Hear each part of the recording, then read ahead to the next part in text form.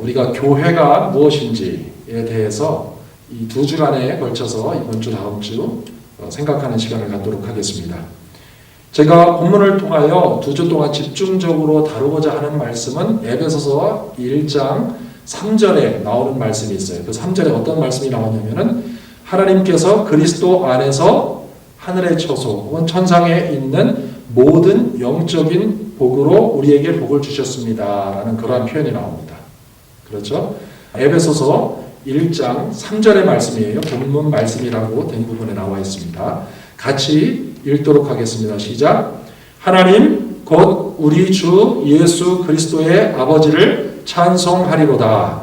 그분께서 그리스도 안에서 하늘의 처소들에 있는 모든 영적인 복으로 우리에게 복을 주셨으니. 사도 바울을 통해서 주님께서 교회에 알려주시는 교회가 무엇인가 하는 교회의 의미가 가장 잘 담긴 성경의 책이 무엇이냐면 바로 에베소서입니다. 그 본문 3절에 보면은 하나님께서 그리스도 안에서 하늘의 처소들에 있는 모든 영적인 복으로 우리에게 복을 주셨다라고 말하니까 좋습니다. 영적인 복으로 우리에게 복을 주셨다고 하는데 정작 우리에게 오늘 필요한 것은 물질적인 복인데요? 라고 우리가 생각을 할 수도 있어요. 그렇지 않습니까? 영적인 복을 받았다라는 의미가 무엇인가를 그래서 우리가 정확하게 이해를 해야 됩니다. 이 보이는 세상 모든 것들은 다 보이지 않는 것으로 인해서 만들어진 거예요. 성경은 그걸 가르쳐주고 있죠. 영적이다, 스피리추얼하다라는 것은 보이지 않는 하나님의 세계를 말하는 겁니다. 성경에 보면은 하나님은 영이시다라고 말씀하시죠.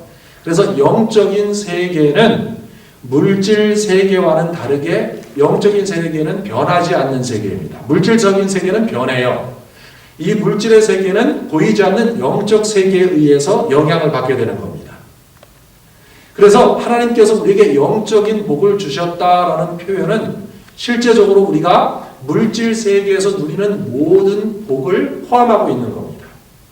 그 의미를 우리가 잘 이해하고 그렇다면 그리스도 안에서 하늘에 있는 즉 하나님의 나라에 속한 보이지는 않지만 변하지 않는 참 세계 그 하나님의 세계에 있는 모든 복이 우리에게 주어졌는데 그것이 물질 세계에서 구체적으로 하나님의 목적을 위하여 교회를 통해서 어떻게 실현되어지는가 라는 것까지 우리가 이번 주와 다음 주에 걸쳐서 공부를 하도록 하겠습니다. 그리고 실제적으로 우리 개개인의 교회를 구성하고 있는 성도들, 예수 그리스도의 몸된 지체들이 예수 그리스도 안에서 하나님 아버지께서 우리에게 주신 그 영적인 복을 내 개인의 삶 속에서 어떻게 구체적으로 그것을 받아들이고 또 그것을 하나님의 목적을 위하여 활용할 수 있게 되는가에 대해서도 우리가 함께 살펴보도록 하겠습니다. 에베소서 1장 1절부터 14절의 내용은 교회가 받은 모든 영적인 복을 더욱 세부적으로 우리에게 알려주고 있습니다. 특별히 4절부터 6절 상반부까지는 시간 이전에 즉 하나님께서 세상을 창조하시기 이전부터 하나님의 마음에 담겨 있었던 놀라운 사실을 드러내고 있어요. 그리고 6절 후반부부터 10절까지는 시간 안에서 즉 하나님께서 세상을 창조하시고 인간의 역사 안에서 교회가 경험하게 된 그 하나님의 놀라운 구원의 은혜를 보여주고 있습니다. 그래서 오늘은 이 두 가지의 진리, 시간 이전에 하나님께서 계획하신 하나님의 마음에 들어있었던 교회의 모습, 그리고 교회가 시작된 이후부터 인간의 역사 속에서 교회가 경험하게 된 하나님의 놀라운 구원의 축복, 이거를 우리가 살펴보고요. 다음 주에는 그 놀라운 구원의 은혜를 교회가 이 세상에서, 즉 우리들이 이 세상에서 살아가면서 어떻게 경험할 수 있는가, 또 그 경험을 위해서 하나님께서 우리를 위해서 해주신 일은 무엇인가, 그리고 그 하나님께서 교회를 위해서 성도들을 위해서 해주신 일을 우리가 실제적으로 우리 매일매일 일상의 삶에서 어떻게 받아들이고 체험하고 경험하면서 살아가게 되는가 하는 것에 대해서 다음 주에 또 살펴보도록 하겠습니다. 에베소서 1장 1절에서 10절입니다. 하나님의 뜻으로 말미암아 예수 그리스도의 사도가 된 바울은 에베소에 있는 성도들과 그리스도 예수님 안에 있는 신실한 자들에게 편지하노니 하나님 우리 아버지와 주 예수 그리스도로부터 은혜와 평강이 너희에게 있기를 원하노라. 하나님 곧 우리 주 예수 그리스도의 아버지를 찬송하리로다. 그분께서 그리스도 안에서 하늘의 처소들에 있는 모든 영적인 복으로 우리에게 복을 주셨으니 곧 우리가 사랑 안에서 자기 앞에 거룩하고 흠이 없게 하시려고 세상의 창건 이전에 그분 안에서 우리를 택하셨으며 자신의 크게 기뻐하시는 뜻에 따라 우리를 예정하사 예수 그리스도를 통해 자신의 아이로 입양하심으로써 자신의 은혜의 영광을 찬양하게 하셨느니라.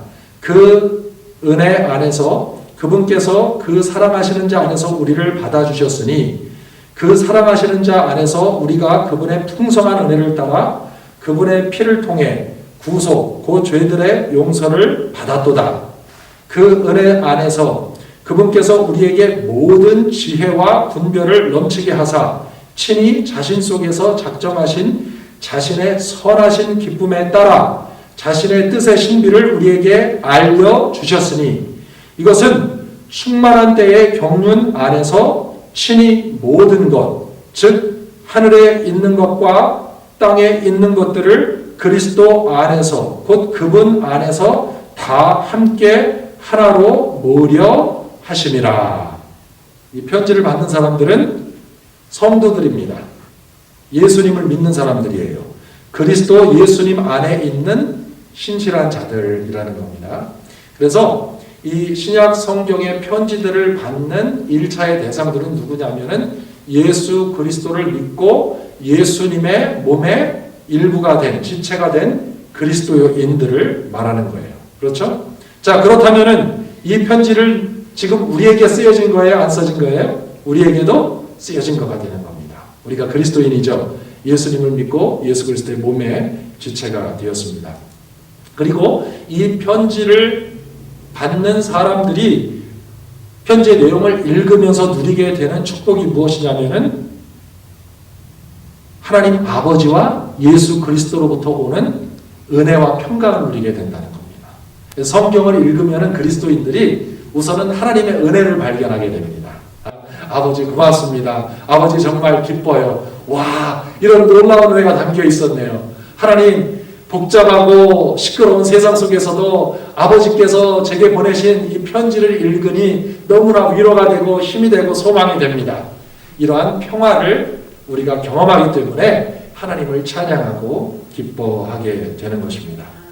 자, 우선 구체적으로 이 에베소서 1장 말씀을 통하여서 하나님께서 우리에게 주신 이 영적인 복, 하늘에 속한, 하나님 나라에 속한, 변하지 않는 나라에 속한 영원한 복이 어떠한 것인가에 대해서 먼저 우리가 정확하게 성경을 통해서 이해하도록 하겠습니다. 우선 에베소서 1장 4절에 보니까 이렇게 가르쳐주고 있어요. 곧 우리가 사랑 안에서 자신 앞에 거룩하고 흠이 없게 하시려고 세상이 창조되기 이전에, 세상의 기초가 세워지기 이전에 그분 안에서 우리를 택하셨다라고 가르쳐주고 있습니다. 하나님께서 세상을 창조하신 다음에 내가 이렇게 온 세상 만물을 창조했는데 그럼 이 세상 만물을 누가 다스리고 관리할까 하고 나중에 사람을 만드신 게 아니라는 거예요. 우리를 먼저 하나님께서 계획하신 겁니다. 사랑하는 하나님의 사람들을 먼저 하나님께서 마음속에 갖고 계신 거예요. 그 얘기는 무엇입니까? 여기 우리가 중요하게 깨달아야 될 것이 있어요. 이 세상 모든 만물은 누구를 위해서 만들어진 겁니까? 하나님의 형상을 따라 닮은 사람들을 위해서 만들어진 거예요. 그리고 우리는 하나님을 위해서 만들어진 겁니다. 그렇죠? 그래서 이 세상 모든 자연 만물과 사람은 사실은 한 통 속이에요. 서로 하나가 되어서 존재하는 겁니다. 우리가 지난주에 살펴봤죠. 야외 예배 시간에 자연 만물이 힘들어하는 것은 누구 때문에 그렇다는 거예요? 우리 사람 때문에 그렇다는 거예요. 사람이 하나님의 말씀을 떠나고 하나님의 생명에서 떠났기 때문에 자연 만물도 함께 고통을 당하고 있다라는 겁니다. 사람과 자연은 하나님의 창조 속에서 이렇게 하나예요. 그래서 자연 만물도 사람의 구원, 하나님의 자녀들이 나타나는 것을 함께 기다리고 있다고 지난주에 우리가 살펴보았죠. 근데 에베소서 1장 4절에 보니까 이런 표현이 나옵니다. 우리를 택하셨으며. 자, 한번 따라해 보십시오. 택하셨다. 자, 택하셨다는 거예요. 근데 사도 바울이 이 편지를 쓰면서 편지를 받는 수신인들에게 이 택하셨다는 의미를 이해할 수 있도록 돕기 위해서 사용한 단어가 무엇이냐면은 성경의 원어로 에클레고마이라는 그러한 단어를 사용하고 있습니다. 에클레고마이. 이게 무슨 뜻이냐면은 특별히 골라서 선택을 하셨다라는 것입니다. 우리가 장에 가서 물건을 살 때 그냥 과일 같은 거 있으면은 여러 과일이 쫙 널려 있을 때 과일 몇 개를 사려면은 그냥 아무거나 주워 담습니까? 뭐 상했든 뭐든 벌레 먹었든 막 주워 담습니까? 아니죠. 자세히 보죠. 그리고 제일 맛깔스럽게 생긴 과일을 그거를 담지 않습니까? 바로 그 의미예요. 하나님께서 우리를 선택하실 때 그냥 대충 이렇게 한번 집히는 것을 아무거나 잡자 이게 아니라 이 단어가 의미하는 것은 무엇이냐면은 특별히 하나님께서 보시고 그 중에서 하나님께서 고르셨다는 거예요. 교회를 고르셨다는 겁니다. 아무나 무조건 되는 게 아니라 세상이 창조되기도 전에 하나님께서 예수 그리스도 안에서 우리를 고르셨다는 거예요. 저를 고르셨고 여러분을 고르셨어요. 하나님 아버지께서. 아멘? 예, 고르셨다는 겁니다. 특별히 뽑아서 골라서 선택했다라는 의미가 그 단어에 포함이 되고 있는 거예요. 시간 이전에 이것이 하나님의 마음속에서 이미 결정이 된 겁니다. 또 중요한 것이 무엇이냐면은 에베소서 1장 5절에 보십시오. 자신의 크게 기뻐하시는 뜻에 따라, 거기 메시지 노트에 있죠. 자신의 크게 기뻐하시는 뜻에 따라 우리를 예정하사 예수 그리스도를 통해 자신의 아이로 입양하심으로써 하나님께서 무엇보다도 우리를 기뻐하신다는 겁니다. 그냥 좋아하세요. 여러분, 세상이 창조되기 이전에 우리가 하나님을 위해서 뭐 한 일이 있습니까? 없죠? 그런데 하나님이 우리를 좋아하시는 거예요. 그냥 좋아하세요. 하나님이 여러분을 굉장히 좋아하세요. 하나님이 저를 굉장히 좋아하세요. 기뻐하세요. 우리는 마음을 열고 그 아버지의 기뻐하시는 마음을 받아들여야 됩니다. 하나님이 나를 기뻐하신다. 자신이 크게 기뻐하시는 뜻에 따라 우리를 예정하사, 여기에 예정이라는 단어, 원어로서는 프로오리조라는 단어를 사용합니다. 예정하셨어요. 하나님께서 미리 정하신 거예요. 미리 결정하신 겁니다. 예정하셨어요. 예수 그리스도를 통해 우리를 자신의 아이로 입양하실 것을 결정하신 거예요. 여러분 혹시 입양이라는 개념을 아십니까? 한 아이를 자기가 직접 낳지 않았어도 입양을 할 때에는 친자식으로서의 모든 권리를 주는 겁니다. 그게 입양이에요. 아빠가 가진 유산을 상속받을 수 있어요. 입양을 받아도. 그렇죠? 왜? 친자식으로 데리고 오는 거예요. 예수님 안에서 우리는 하나님 아버지의 친자녀가 된 겁니다. 아멘? 그래서 하나님의 모든 상속 유산을 우리가 받게 되는 거예요. 하나님 아버지가 가지신 것은 다 누구 거예요? 우리 거가 되는 겁니다. 이것이 하나님의 기쁜 뜻이라는 거예요. 하나님 아버지가 좋아하세요. 그걸 아버지 하나님께서. 그것을 시간이 되기 이전에, 세상이 만들어지기 이전에 이미 하나님 아버지의 마음에 있었다는 거예요. 이것을 우리가 깨달았기 때문에 에베소서 1장 6절 상반부에 보면은 자신의 은혜의 영광을 찬양하게 하셨느니라. 우리가 이 사실을 깨닫고 나니까 너무나 행복한 겁니다. 너무나 기쁜 겁니다. 와, 아버지 하나님 고맙습니다. 이게 다 은혜예요. 우리가 무엇을 잘했기 때문에, 무엇을 하나님께 해드렸기 때문에, 아니면은 하나님 아버지 앞에서 무슨 멋진 모습을 보여드렸기 때문에 하나님께서 우리를 어쩔 수 없이 받아주신 것이 아니라 이미 하나님께서 우리를 너무나 좋아하시고 사랑하시고 기뻐하셨기 때문에 세상이 만들어지기도 전에, 우리가 창조되기도 전에 이미 하나님께서 우리를 그 마음속에 먼저 보시고 택하시고 예정하셨다는 거예요. 하나님의 특별한 사랑과 선택 속에서 이렇게 예정을 받은 사람들이 예수 그리스도의 몸된 교회가 되는 겁니다. 이 놀라운 진리를 예수 그리스도께서 바울에게 알려주신 거예요. 그리고 바울이 지금 예수님께 받은 이 놀라운 하나님의 마음을 에베소에 사는 성도들에게 편지로서 알려주고 있는 겁니다. 자, 그러면은 시간 이전에 있었던 이 놀라운 하나님의 계획, 하나님의 선택, 하나님의 예정이 시간 안에서, 인간의 역사 속에서, 교회의 역사 속에서 어떻게 구체적으로 표현이 되어졌는가를 에베소서 1장 6절 후반부부터 사도 바울은 설명을 해주고 있습니다. 그 은혜 안에서, 이제 하나님의 은혜가 어떤 은혜인지 아시겠죠? 우리가 무엇을 하기도 전에 그저 하나님이 사랑하신 그 은혜, 그 은혜 안에서 그분께서 그 사랑하시는 자 안에서, 하나님의 사랑하시는 자가 누구예요? 예수 그리스도죠. 예수 그리스도 안에서 우리를 받아주셨으니, 우리를 받아주셨어요. 그래서 우리가 예수 그리스도, 하나님의 사랑하시는 자 안에 있기 때문에 우리도 뭐라고 불리는 거예요? 우리도 사랑받는 자.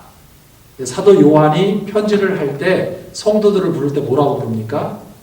Beloved. 사랑받는 사람들이요. 사랑받는 사람들이요. Beloved. 사랑하시는 자 안에서 예수 그리스도가 받는 그 사랑을 우리가 동일하게 함께 받는 겁니다. 지난번에 제가 한번 말씀 전할 때 그때 함께 나누었었죠. 하나님 아버지께서 우리를 얼마만큼 사랑하신다고 가르쳐 주셨죠? 요한복음 17장에 보면은 예수님께서 아버지 하나님께 기도하시지 않습니까? 기도하시면서 아버지 하나님, 세상으로 하여금 아버지께서 나를 사랑하신 것과 같이 나를 믿는 저들을 사랑하시는 것을 알게 하여 주시옵소서. 그만큼 하나님이 우리를 사랑하신다는 거예요. 완전한 사랑입니다. 그 사랑은 변함이 없어요.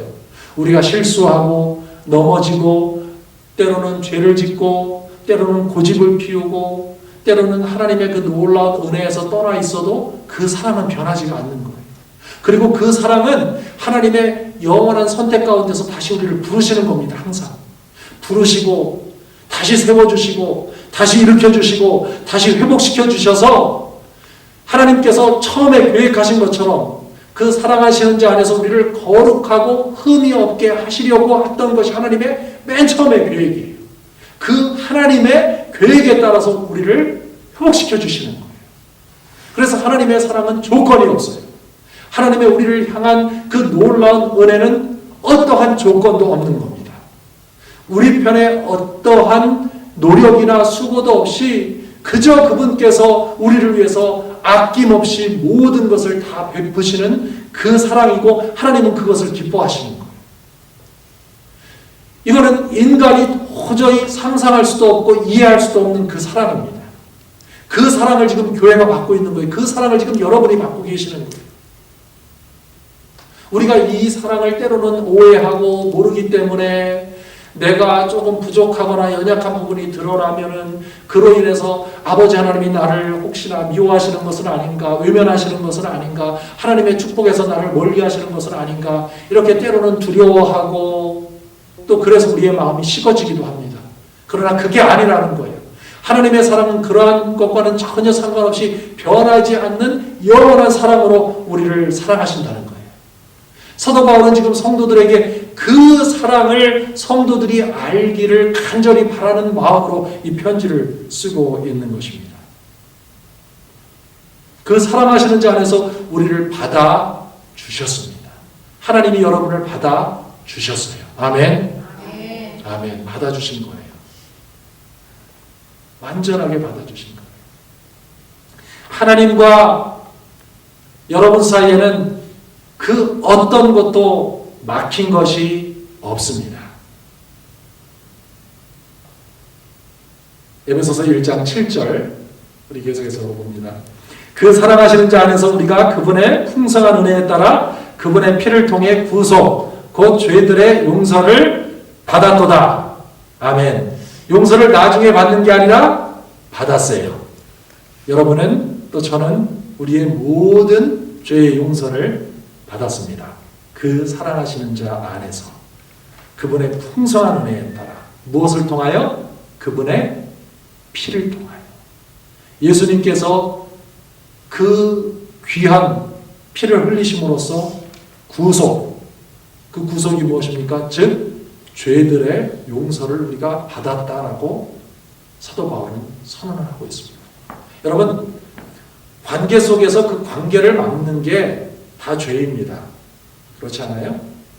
죄는 무엇이냐면은 하나님께서 이 세상 만물을 하나님의 성품에 따라서 지으셨습니다.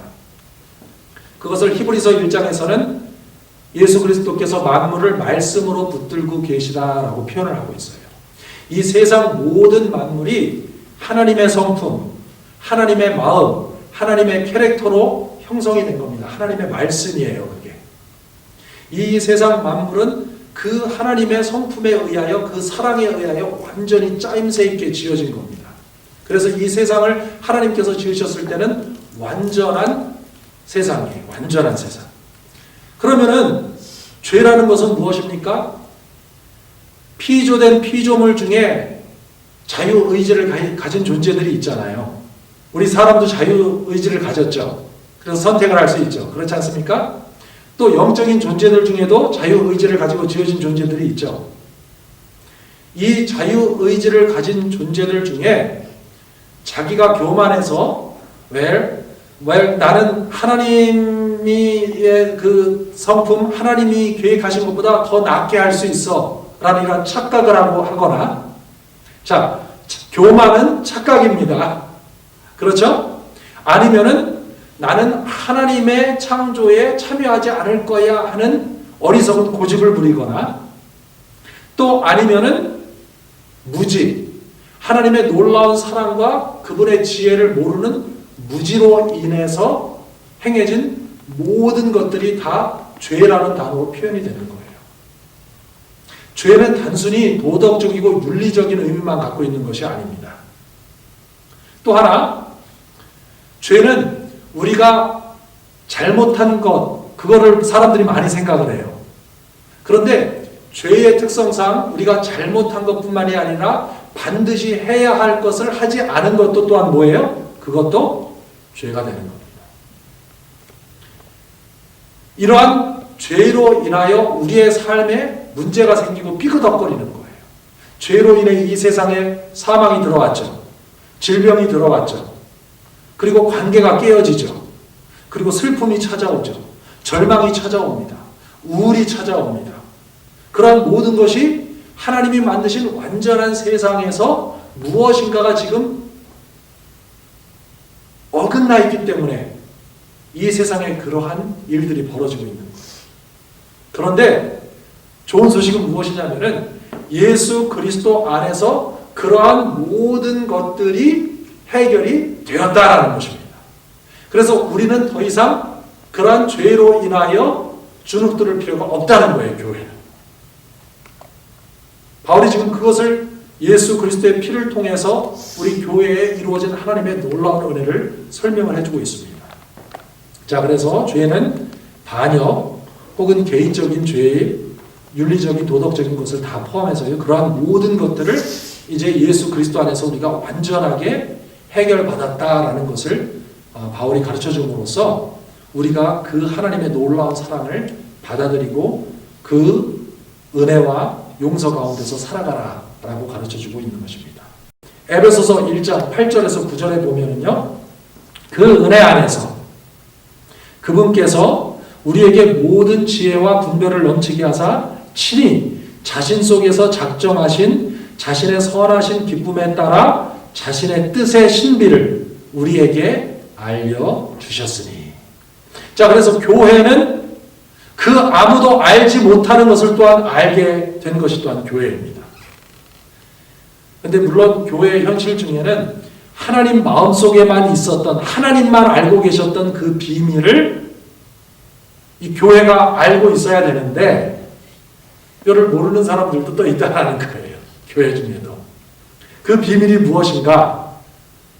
우리가 그 다음 절에 그 비밀이 나오는데요. 그것을 살펴보기 전에 우선 이 에베소서 1장 8절과 9절에 나와 있는 친히 자신 속에서 작정하신 자신의 선하신 기쁨에 따라 자신의 뜻의 신비를 우리에게 알려주셨다. 이 하나님의 마음속에만 있고 그 아무도 몰랐던 신비를 알게 되었다. 하나님과 우리 사이가 하나님의 마음속에 있는 신비를 알려주는 사랑의 관계다. 이것이 지금 중요하다라는 거예요. 어떤 영적인 지식 하나를 뭘 더 많이 알고 있어서 그것이 중요한 것이 아니라 하나님과 우리 사이는 어떤 사이냐? 오직 하나님의 마음속에만 있었던 그 놀라운 하나님의 뜻을 하나님께서 교회에 알려주시는 그러한 친밀한 관계, 이것이 바로 하나님과 교회의 사이다라는 것입니다. 관계다라는 거예요. 우리 그 하나님의 뜻이 무엇인가? 다음 절 에베소서 1장 10절 보십시오. 이것은 충만한 때의 경륜 안에서 친히 모든 것, 즉 하늘에 있는 것들과 땅에 있는 것들을 그리스도 안에서 곧 그분 안에서 다 함께 하나로 모으려 하심이라.